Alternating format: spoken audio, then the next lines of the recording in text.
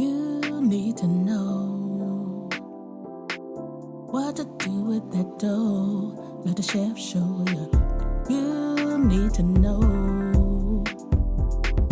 what to do with that dough. Hey guys, welcome to the Need to Know Pod. I'm your host, Chef Sahera, and I'm so excited to finally start this pod, very first episode. So I'm excited to have you guys get to know me. I want to get to know some of you guys, and I'm here to talk about all things in the culinary world, more specifically baking. So I am a professionally trained pastry chef, and all that means is that I went to school, right, for pastry arts. But I also I like to think I'm a good cook, so I will be talking some things culinary. So just want to share all things culinary. So I definitely have a love for the culinary world. So before we get started into our really first episode and start tackling stuff, let me just tell you a little bit about myself and what I think you need to know, right? Things I think you need to know about me, right? So again, as I mentioned, I'm a pastry chef. Well, let's take it back. I started out cooking. Just growing up, I always cooked, right? And I do like to eat, so let me just say that. So, just wanted to always cook. Don't ask me where I got it from, but always was in the kitchen, and just always cooking. I have two sisters, so we had to take turns cooking, and I noticed that I was doing a lot of the cooking. So just getting recipes from my aunt, my grandmother, my mother, her friends. So and just always practicing. um so as I got older, I just continued to cooking for people's functions, and I like food, and I like that when you're around food, it brings people together. So I really do like really appreciate everything about the food, how it brings people together. And anytime there's a function, I'm bringing some kind of dish. I love the way people react when they taste my food, and now when they taste my baked goods. So as I just years and years, so now at this stage I'm grown, right? So now as a child I like to cook, but now I'm grown, fully grown adult. And I always cooked, like I said, and always had visions of maybe one day I'll open up a restaurant or something like that. So I figured, let me perfect my craft and go to culinary school. Well, the first attempt, just looking into it, it wasn't the right time for me. It wasn't the right time. So we had the explosion of the Food Network. When I was a young girl, Food Network wasn't out, of course, but now that they have the Food Network, so all these shows are coming on, and as time went by, they had better shows, right? So now they have all these. I watch baking shows, back to back baking shows, and specifically, there was an episode of a Bobby Flay throwdown with like a cake decorator, I believe it was, and Duff Goldman. He did Ace of Cakes. And I decided to, well, not I decided, that was the moment I realized that you can go to school for pastry arts. I didn't realize that was a thing. Even though I cooked, I just never thought about it. I never considered baking. I always thought, well, you cook. Never ever considered baking. I couldn't even bake a box cake, truth be told. So it just didn't dawn on me. So fast forward, the day I turned on my birthday, I turned 35, and I went to culinary school. I went to culinary school as a full-time mom, wife, employee. So it was a lot. And I went to school full time. But I will tell you, there's nothing like following your dream, your passion. Because when I walked in that door of the culinary school, and just so you know, I went to the Art Institute of New York. It was formerly the New York Restaurant School here in New York City. Now I believe that building has the, I feel like it's the Jackie Robinson Museum, if I'm not mistaken. But nonetheless, went to culinary school, and just I was so amazed. First, I was amazed at how many young people were in there. But I went to school at night because I was working during the day, and it was people my age at night. for people my age there at night going to culinary school. So, but nonetheless, just seeing all the big equipment and the commercial equipment like you only see on TV, or so it just was a dream come true for me. I never missed not one day going to school. I practiced the things that I learned, and it was so much information and like so many eye-opening moments that I just fell in love with it. I fell in love with it. So while I was in culinary school, I continued to practice, practice, practice. Whatever we learned in school, I would come home and practice. And if it didn't work out, I would go ask the chef, like I tried it and it didn't work. So that's one takeaway I had. If you have the opportunity in whatever it is that you're doing, if you have the opportunity to get knowledge from somebody who has the experience, definitely do that. Definitely, definitely do that. I took full advantage of it. I even started selling cakes. I even started selling cakes while I was in culinary school, just practicing, honing my skill. So let's fast forward to graduated. I'm still working and just was honing my skill at home in my kitchen. And my husband built a my kitchen for me down in the basement. He built out a kitchen for me in the basement, and I just was practicing, practicing, practicing, still selling cakes, and I had a function come up here in New York City. It's called the Circle of Sisters.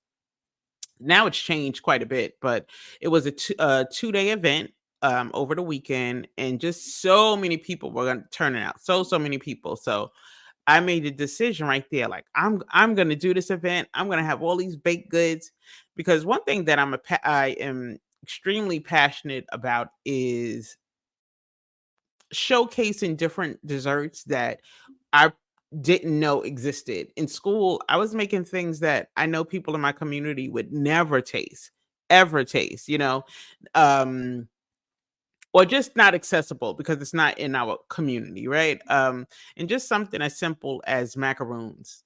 I'm not saying our people don't know what macaroons are, but I just know that you can't just walk down the block and get a macaroon. And I'm not talking about a macaroon that's sold in like a big box store, but I I would say rugula.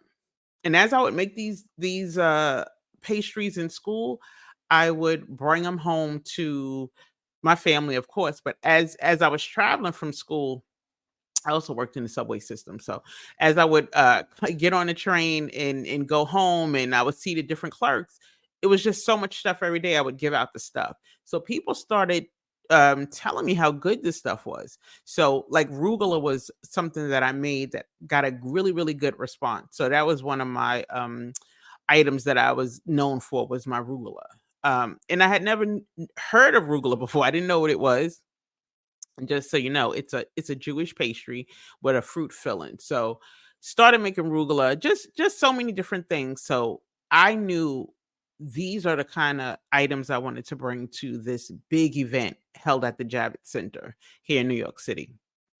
So did that. The turnout was amazing. I employed my friends. I had a team. We was at that table, and we really, really, like, it was so successful. And that was the first time that I realized that I could make really good money selling baked goods.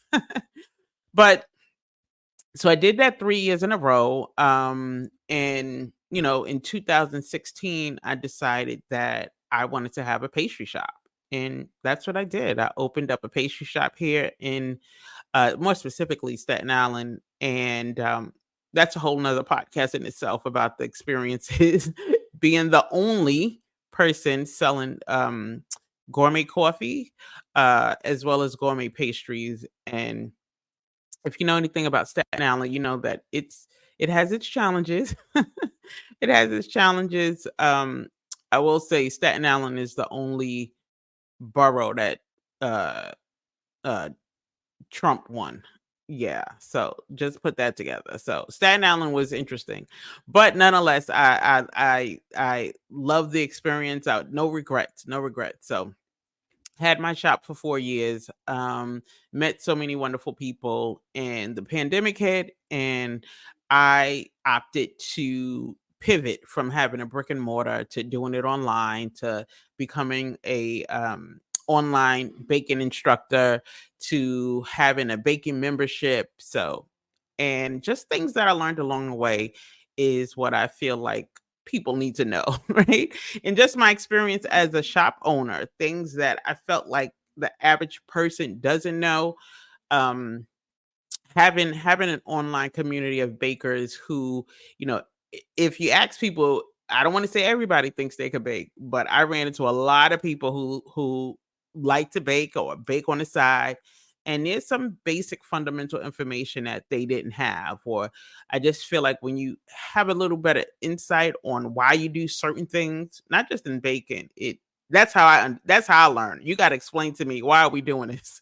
So that's why I feel like need to know. What do you need to know about baking? What do you need to know about like the culinary world? What do you need to know about food safety?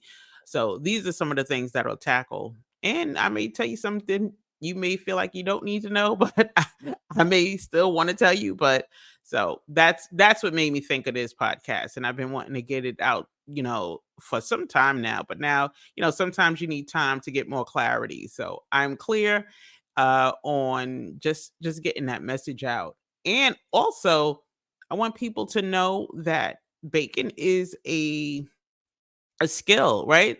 If you need a few dollars, you may want to bake a cake or two, right? But if you right, it's definitely a viable skill that you can take with you anywhere. You can take with you anywhere.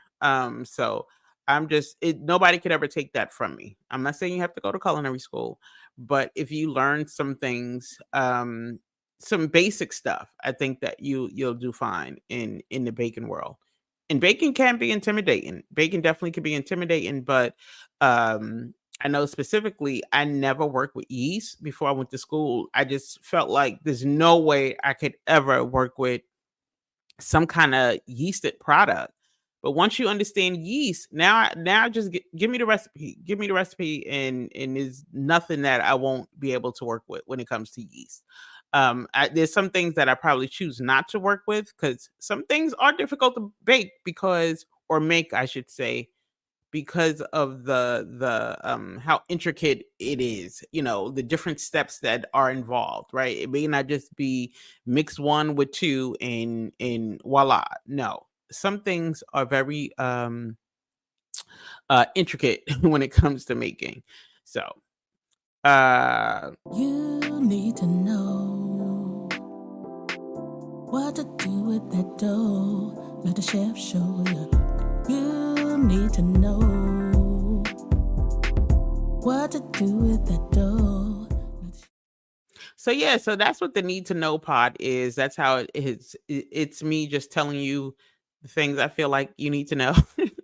And also, so moving forward in the upcoming episodes, know that I want to take some questions from you guys. So send in some baking questions. You can leave it in the comments, as well as also on our social media platform as well. But also, if you have recipes that you struggle with, this is something that I'm kind of passionate about, that people are able to put up recipes like just all willy nilly. And some of the recipes aren't good at all.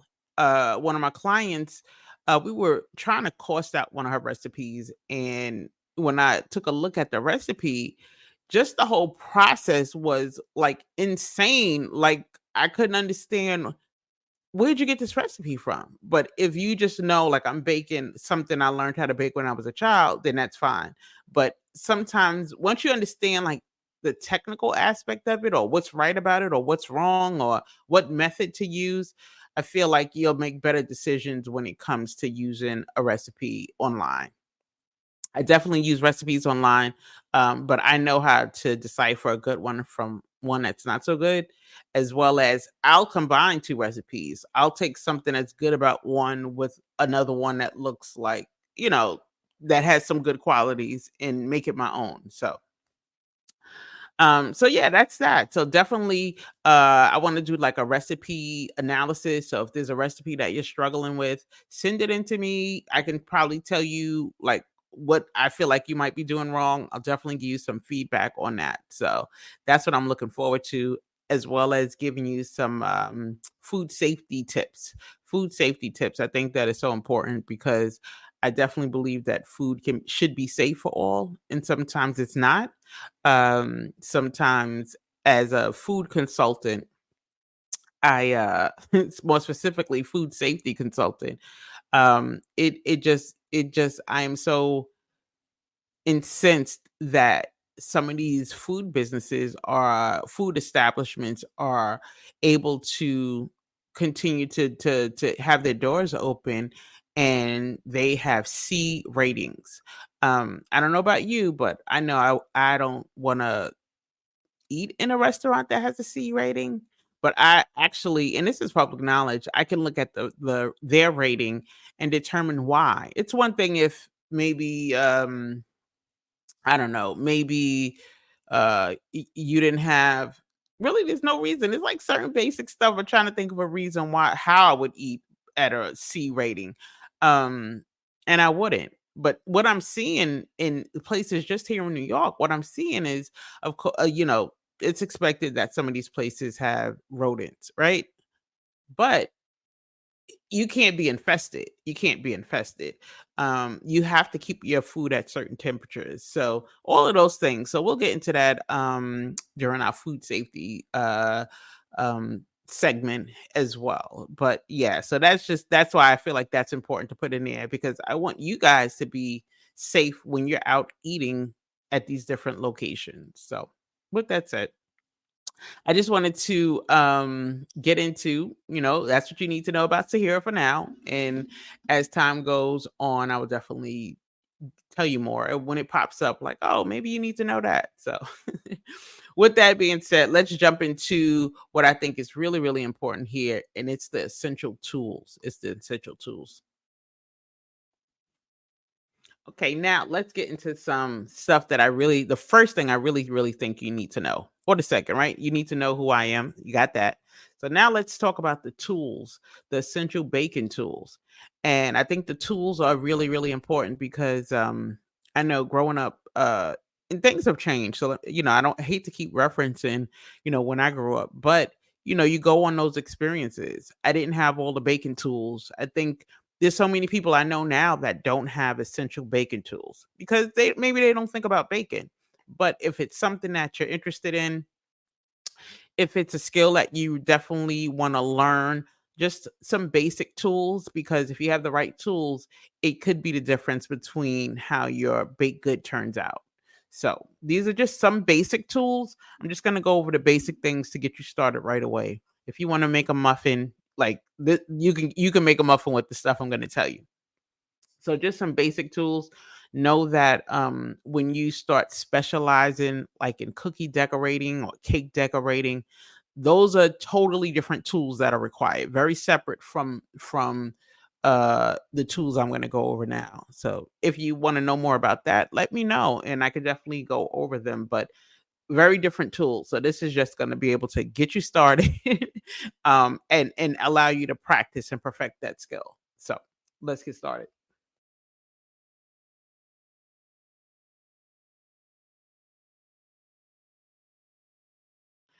So the very first tool I think you should have is a kitchen scale. Like like this is the first thing that they showed us on day one of culinary school. You need a kitchen scale because it's all about accuracy.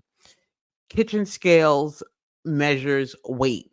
So it'll weigh in grams or ounces as opposed to dry measuring cups. Dry measuring cups measures volume. So you definitely want to get yourself a kitchen scale. I'll definitely do a whole podcast about just the importance of accuracy. But kitchen scales allow us to be more accurate. Professional chefs use kitchen scales, so it allows you to increase and decrease your recipe, but we'll get into that in another part. But if you want to at least follow along with me, or you see some chefs, very rarely will you find, I haven't seen, but just in the industry, we use scales. You're not going to find recipes that says 1 cup of this or 2 cups of that. All of my professional recipes are in weight. So kitchen scale. Secondly, I think it's really important. You need some kind of mixer. Do not think you're gonna beat everything together. I did teach a cookie class, uh, and it was for the holidays with a bunch of nurses, and yeah, the lady who actually one of the ladies who actually put the class together, she she didn't have a mixer, which was fine. But just everything that we went over, and I gave out a list of the tools you would need. I gave out the ingredients, and she did.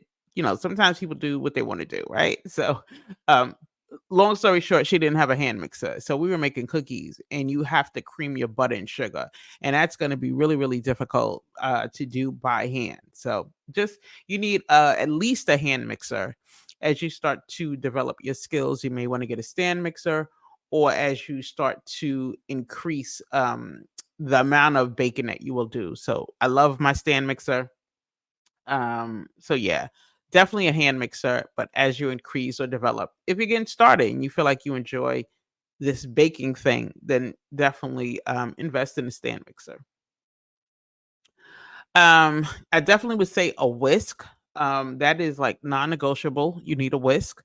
Um, I don't think I had a whisk growing up, but now that I know how to use one, I use it from everything. Of course, we use it to incorporate air into our eggs or our heavy cream, um, or just blend items together. You can beat your eggs with it, but also it's great for gravies or just cooking non-bacon related stuff, but just cooking it smooths things out. I always use it for a gravy. I always use it. I like some grits now. So, if you want some lump-free grits, get yourself a whisk. What else do we have? Of course, we have our measuring spoons and measuring cups. Measuring spoons is one thing. You definitely need measuring spoons. Growing up, I didn't have measuring spoons. I know that for a fact. I know that to me, a teaspoon was the small spoon in a drawer, and a tablespoon was the bigger spoon, right? Of course, there's so many different spoon sizes. I just didn't think about it. I know specifically a recipe, my mother's cornbread recipe that I still use to this day. But I feel like it called for 2 teaspoons. I know I was putting too much baking soda in it. I know that for a fact because it's just not the same. So definitely get some measuring spoons. Um Now the measuring cups, even though I know I said you should have a scale, measuring cups are good also. Measuring cups, we call them dry measuring cups. They measure volume. So if you want to do a cup of raisins or a cup of rice, so you definitely need measuring cups. I do. Um, the one thing I will say that I use my measuring cups for is like my muffins. Muffins are quick to make. You can make muffins, whip them together in less than 10 minutes. At least with the bacon aside, you can whip up muffins in 10 minutes, really. But so you definitely need a dry measuring cups. But what I didn't know, I didn't know way back when that the glass measuring cups, we call liquid measuring cups, really should just be measured for liquids, not for rice. Easily can remember just measuring rice growing up in a liquid measuring cup. That's what it was. It was just a measuring cup. So just go figure. But I only use liquid measuring cups to measure liquid. But I definitely feel like that is something you should have. Um, what else do we have here? You definitely need a rubber spatula. Love a rubber spatula. Uh, all spatulas aren't created equal, but you need a rubber spatula because as you are mixing stuff in your bowls or your mixing bowls, you're gonna need that spatula to scrape that bowl clean. Believe me when I tell you. When I thought of spatulas, I thought of the spatula you turn pancakes with. So no, you need a rubber spatula, and I'll definitely insert the a picture of that so you can Also, I want to say you want to get a heat proof spatula, because as you're mixing this stuff, you want your spatula to be able to stand up against that heat. Um, so I heat up stuff like uh well, I wouldn't use it for like sugar or syrups or anything like that, but I just know when stuff is really hot, I find like the cheaper brand tends to like not hold up to the heating process, and it starts to break off at the ends. So of course you need some baking pans. That goes without saying. I definitely would recommend starting off with one size if you are new to baking, maybe like a 7 inch if you're not gonna bake a big cake, or between 7 and 9. I do have 7, 8, and 9.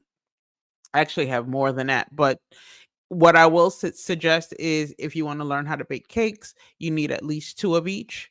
I make 3-layer cakes, so I have three of each. So I have sets of 7-inch pans, sets of 8-inch pans, because I need to bake them all at once, not one cake at a time. So a lot of recipes you'll see, they'll say, two pans, but I like a 3-layer cake, so I have sets of three. But whatever size you're going to get, just get a set of that pan. You also, what falls under baking pan, you can get a cupcake pan. If you think you're never gonna make cupcakes, then of course you don't need it. But I do like a cupcake pan to have in arsenal, um, as well as sheet pans. Sheet pans. I have half sheet pans. I have quarter sheet pans. I have full sheet pans. I don't suggest full sheet pans. I'm just saying what I have. But full sheet won't fit into your oven. But half sheet pans are like absolutely, absolutely a must, because if you want to cook cookies, you need a good baking pan. They sell these things in stores, but I'm a firm believer in using quality tools, because it holds up to the process, and depending on what you have, it's not going to hold up. If you get a cheap When I started, I had like a cheap cheesecake pan, and then over time, it starts to peel. It's not releasing, it's not holding up. It's just not good. So I would definitely recommend just commercially, well, not commercially, it doesn't have to be commercial, but sometimes when you hear commercial tools, you think that it has to be so expensive, but it definitely does not. I actually have a baking supply store, the Sweetness Society store, not the Sweetness Society store, that I sell some of the tools that I feel like you should have. So a lot of these tools you can go to my site and purchase, but if you don't purchase from me, I'm just saying purchase from someplace because I think these tools are a must. Ice cream scoopers, definitely I would say recommend it. I definitely recommend the ice cream scooper, because when you scoop out your cookies, when you scoop out that cupcake batter or muffin batter, it's very messy to try to measure each baking cup evenly. The ice cream scoop, and I definitely suggest different sizes of the ice cream scoop per the ice cream scoop. I always call it ice cream scoop, but I guess I better start adding the ER to it. But the ice cream scoopers, like, hands down, is one of my, like, I don't know how I can live without it. I use it to mold my cake pops. I use it for um just everything. Cake pops, if you want to make meatballs, if you want your meatballs to be the same size, get an ice cream scooper.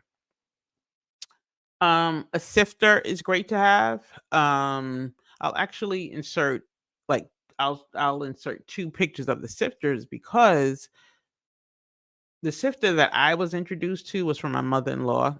I know for a fact nobody in my family had a sifter. But uh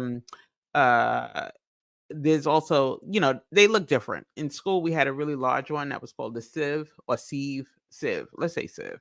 But and we use that. You can use that, as well as, but the sifter my mother-in-law introduced me to was the small metal one with the handle that you crank, right? So, not so much. I don't use that anymore, but I still have it. I still have it. Not anymore. I just won't use that. I will not use that.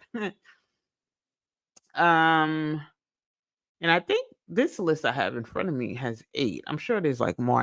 I feel like I'm missing something, but when I think of it, I'll definitely go back maybe in the next episode and show you. But Lastly, I highly recommend bakers use parchment paper. Parchment paper is like hands down, to me, is not optional. Actually, none of these tools are optional, but parchment paper is a must. It's not a tool, but it is, I'm going to call it a requirement.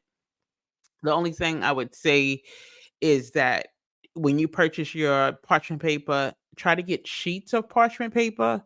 I do not like the parchment paper that's on a roll, because what happens is when you break it off, it just keeps rolling up on a pan. So you can get parchment paper sheet specific to the size pan that you have. In terms of sheet pans, and you use it for your cakes, use that parchment paper. You cut out cake circles. If you have a 7-inch cake, cut out a 7-inch cake circle with the parchment paper. Your cakes will come out so easily. It's just not optional. And we use parchment paper from day one in culinary school. And I just will not bake without it. The only thing I bake without parchment paper is my pound cake. Like, there's no way you can use it. So that's the only thing. But every cake that I make has parchment paper. And you use it to line your cake, your sheet pans, your half sheet pans. You never just bake on top of a sheet pan. So to preserve the quality of your pan as well. So but that's it, guys. That is it. So now you need to know the things that you need to know. We kind of went over it. Again, like, you need to know who I am. You need to know about these tools. Clear, really, really, really important. You need to have those tools as a foundation. And then the next episode, we will definitely get into the ingredients, because I think there's some important stuff you need to know about the ingredients that will allow you to be able to make better choices when it comes to your recipes, or, the different flours you need, the different sugars. And I think sometimes I take for granted, like, what do you mean you don't know the difference between regular brown sugar or light brown sugar and sugar in the raw? And some people don't, because it's not something they think about. So those are some of the things I'm going to get into, as well as, again, if you have a baking question, feel free to drop it on my social media page, Need to Know Pod, as well as send me an email at needtoknowpod@gmail.com. Yeah, and I think that is it. I think that is it, guys. So that's it. I hope you have enjoyed this very first episode of Need to Know Pod with me, Chef Sahera. And feel free, I would love if you guys left a review. If you have your baking questions, yes, submit that. Submit your recipe questions. Follow us on social media at Need to Know Pod. On YouTube, you can follow me at Chef Sahera Speaks, as well as Need to Know Pod. Yeah, and make sure you subscribe, make sure you share, and tell people about Need to Know. Let them know what they need to know. You need to start listening to Need to Know, the Need to Know Pod with Chef Sahera. So I'll leave you with this, guys. I know baking can be a little intimidating for some, but don't give up. It's all about practice and passion. And with that being said, thanks for watching this episode of Need to Know Pod with me, your girl, Chef Sahera, and I'll see you next time. You need to know what to do with that dough. Let the chef show you. You need to know what to do with that dough. Let the chef show you.